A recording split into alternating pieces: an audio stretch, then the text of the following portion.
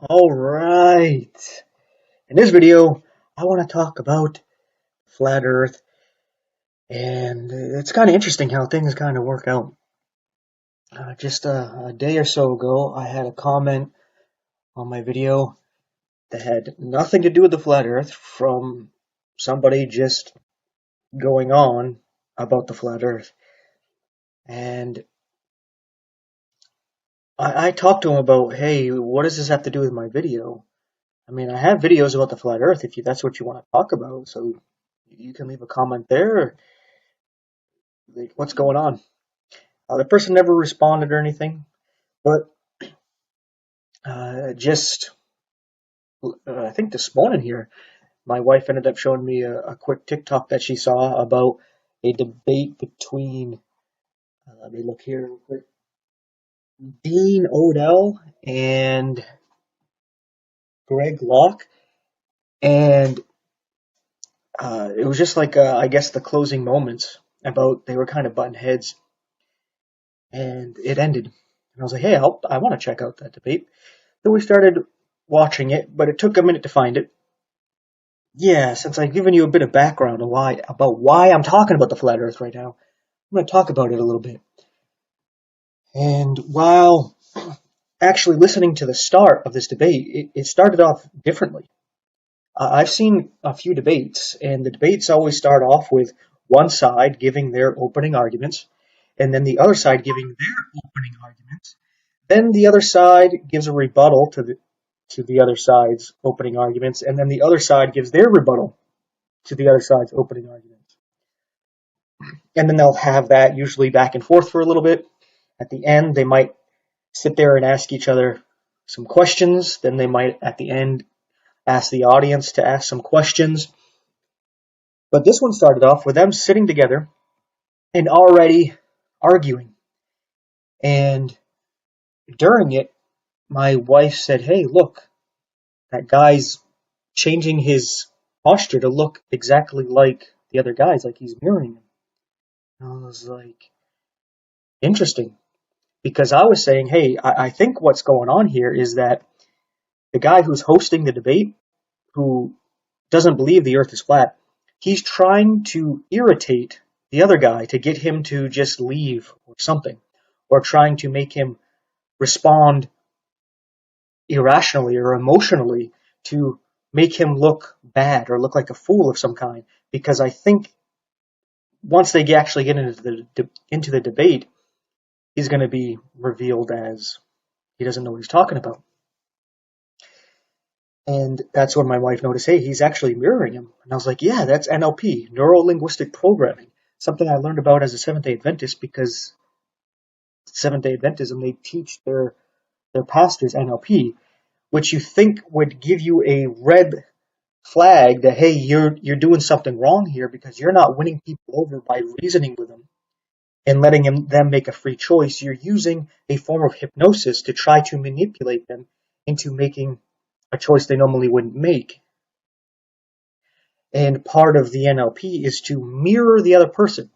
And it starts by standing the way they stand, putting your feet pointing in the same way they're pointing, your hands in the same way, but you do it the opposite, like a mirror. So if they have their left hand on their hip, you would put your right hand on your hip. So when they're looking at, they start to have the subconscious view that they're looking in a mirror. And you start to try to mimic them so that you're getting into the subconscious to make it look like they're looking at themselves. And this is to subconsciously win them over, even though they don't know you, to make it seem as though you are such a friend that you are just like themselves, right? That you're that close to them. And then you start to mimic their mannerisms of speech and stuff, and you start to talk like them the best you can, and that's part of the NLP, is you are mimicking them so that you can subconsciously try to get them to think of you as a friend, and hopefully you want to get them to think of you as themselves. So then you can start putting in ideas in their head that they normally wouldn't even accept, right? Like 2 plus 2 is 5. You start putting that idea into their head where they're not going to listen to some stranger on the street say that, but when they themselves or a really good friend tells them that, they might hear them out and they actually entertain the idea that 2 plus 2 could be actually 5, right? So I thought that was strange. Like, yeah, that's exactly what the people who use NLP do. They do this mimicking, this mirroring. And the way that I have described it before is if you're trying to break a wild horse, what you would end up doing is you go out on your horse that is already broken in and you chase down one of the wild Mustangs out there and you match the pace of that Mustang. So that's your mirroring. You're mirroring that Mustang. So you're feeling like you're one of the herd kind of thing, right? You're just like that other horse running. But then you take the lasso, you throw it around that Mustang, and this is a depiction of now you're becoming friends, right? Because you pull that Mustang close to your horse, right? Real close, like friends are close, and then you change the pace. You slow things down. You start to take control, right? But that Mustang doesn't want to do that. But you using the manipulation of NLP, neuro-linguistic programming, to manipulate the wild Mustang into doing so. Then you bring that Mustang into the corral, and that's where you break the wild Mustang to domesticate it, right? And that would be, in the case of like the Seventh-day Adventists, it would be into their church, or like the Jehovah's Witnesses, the Mormons, and many of these other Christian sects. They use this manipulation tactic to get you into the corral, and then that's when they break you to make you one of them and make you one of the domesticated Christians that they can get eyes out of that support them and they can make use out of you, right? And he was actually trying to use that on what's the fellow's name again? Dean something. And I was like that, and I could see that the guy who was preaching the flat Earth was getting a bit annoyed with him, and I was getting a bit annoyed. I was like, hey, let's get to the actual debate. I want to hear this stuff.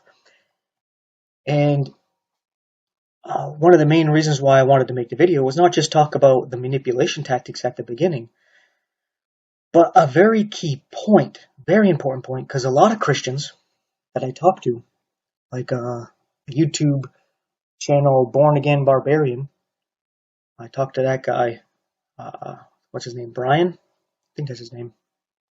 That they don't think it's a big deal. Like, what does it matter if you believe it's a sphere or it's flat? And then he'll turn around and say that the flat Earth is a demonic deception, right? So it's like you say it doesn't matter, but then you say it's a demonic deception. That matters, right? So you kind of go on forked tongue.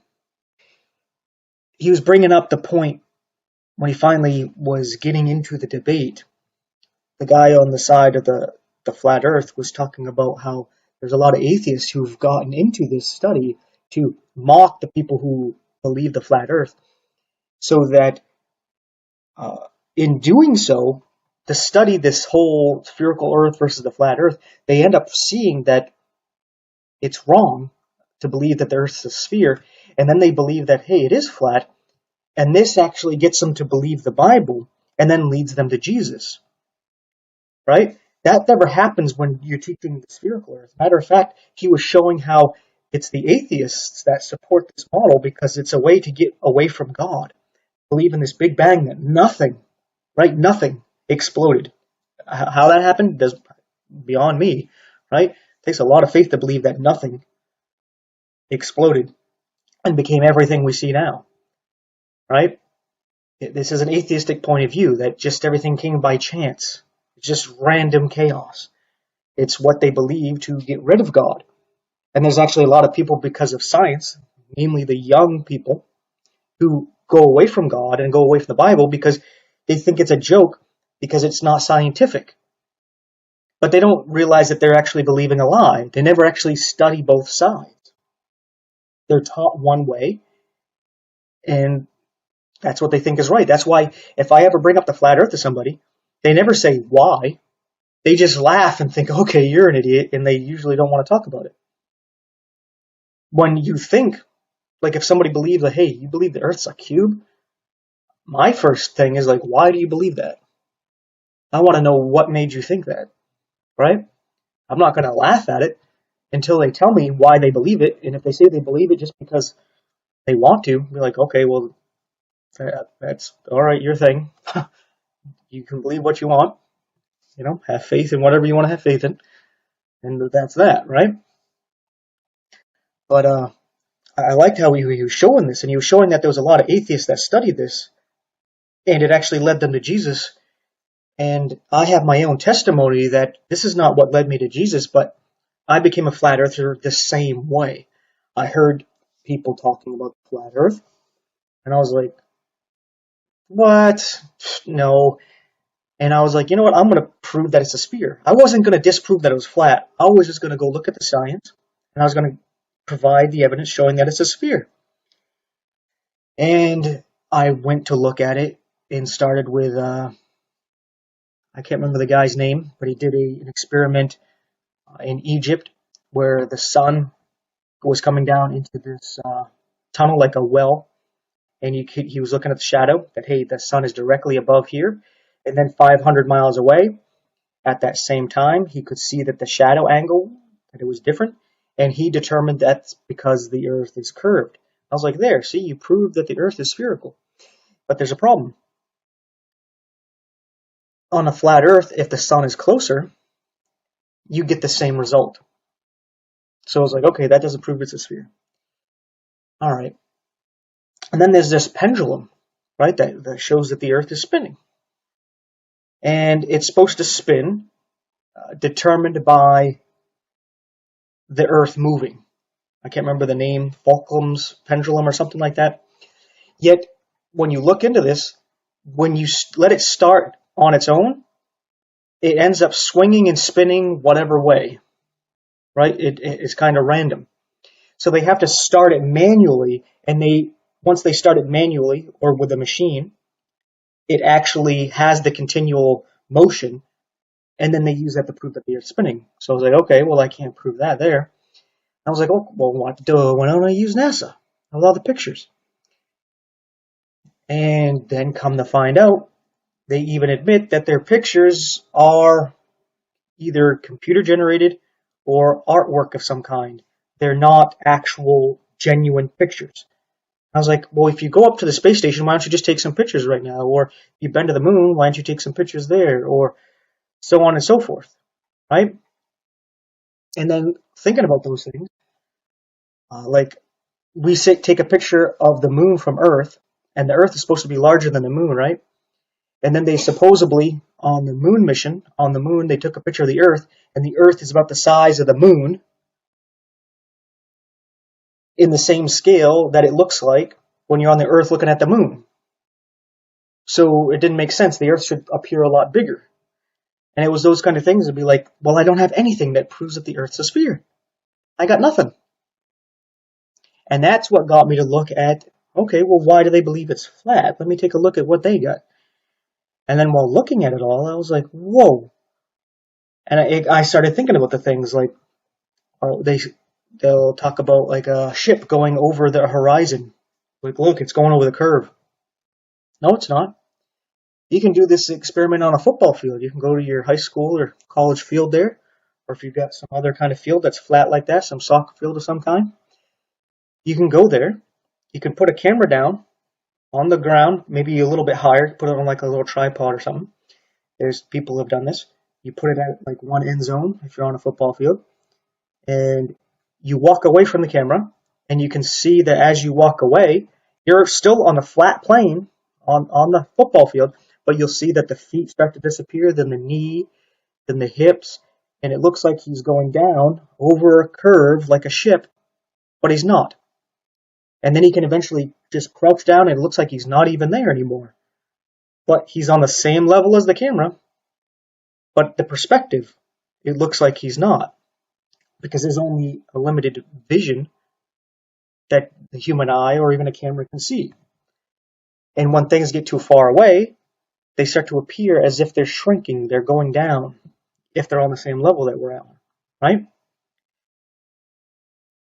And it made me think, yeah, that makes sense, because if you ever watch a car go over a hill, Like if you're on the top of the hill and you see it go down the hill, its front end goes down and its back end goes up because it's going over a curve. But when you watch these ships go over the curve, they shrink down as if they're going down an elevator, perfectly straight. You don't see the front of the ship dip down and then the rear of the ship go up as if it's going over a curve. No, it stays flat and it just kind of shrinks straight down. And it was these things, there's other things, that led me to see that the earth was flat and it wasn't moving. Such as I heard some people say, oh, yeah, the snipers. Because I was pretty fresh out of the army when I was learning this stuff. Snipers have to calculate for spin of the the earth, and the curvature. And I was like, no, they don't. The only thing you learn while shooting is Kentucky windage. And that's it, right? Because on a distance and with the wind, your bullet may go left or right generally, depending on the wind. Of course, there's drop where it's going to go down. So you may have to aim a little bit higher, a little bit to the left or right, not because there's any curve, because that's just what happens, right? Because if there was actually motion or movement or a curve, when I was in the 101st Airborne where we did things with the helicopters. The helicopter would hover just like a couple feet off the ground so that we can get in and out of the helicopter. If the earth was spinning, then the earth would move from underneath the helicopter. And the buildings and trees that were around it would crash into the helicopter. So this nonsense that the earth is moving, that became just blatantly obvious that no, that's not what's going on. And then it built my faith in the Bible, where I believed what it said when it said things. Like in Joshua, it says that the sun and the moon stood still. I was like, okay, that's what happened. The earth didn't stood still. The earth, as the Bible says, is immovable. It was the sun and the moon stood still. Because if the earth stopped moving, and the earth is moving at 1,000 miles an hour, and all of a sudden the earth stopped moving, you would have massive tidal waves that would have destroyed the world. And then if the earth started moving again, going 0 to 1,000 miles an hour again, as it sped up, it would have caused tsunamis again. Make sure that the earth was destroyed. So when the Bible says that it was the sun and the moon stood still, that's what happened. The earth didn't stop moving because it's not moving. The sun and the moon, they stopped. And to wrap this up, I wanted to focus on the point that when people study this, it leads them to God. It leads them to trust in the Word of God. It leads them to Jesus. You can't say that about the Big Bang and the spherical earth and the spinning earth. Matter of fact, it leads people into atheism and hardens them in atheism. So that's why this does matter. Fallen angels are going to return. But they're going to say, what? We're aliens. And if you believe the earth is a spinning ball going through space, you will believe in the nonsense that these fallen angels are aliens. And they're here to help us. But if you know the truth that the earth is flat, then you know that these beings are not aliens. They're fallen angels. And they're here to deceive you. Not save you from yourselves, but to take over and to unite you to fight against the coming King, Jesus Christ. So that's another reason why this is actually important. I think it's weird that these people who say it's not important, doesn't matter if you believe it's a sphere or flat, they're the same ones to say that this is a demonic deception. It's like, hey, I thought it didn't matter. But here we are. So I just wanted to get this off my chest. Thanks for hearing me out. Thanks for watching. Take care. Don't waste any more time. Visit the links above now and order my book, 16 Emergency Landings Proving Flat Earth. Visit my online store now and order the new enhanced Gleason's Flat Earth map. This map used to be in every school and library in the nation before NASA was created in 1958, when the maps were ordered removed. Have your Gleason's map hanging on the wall in your house where no government can take it down. Here you see it hanging on a wall in the house of the late Charles K. Johnson. Here is a quote from the book 1984 by George Orwell. Every record has been destroyed or falsified, every book rewritten, every picture has been repainted, every statue and street building has been renamed, every date has been altered, and the process is continuing day by day and minute by minute. History has stopped. Order your map now.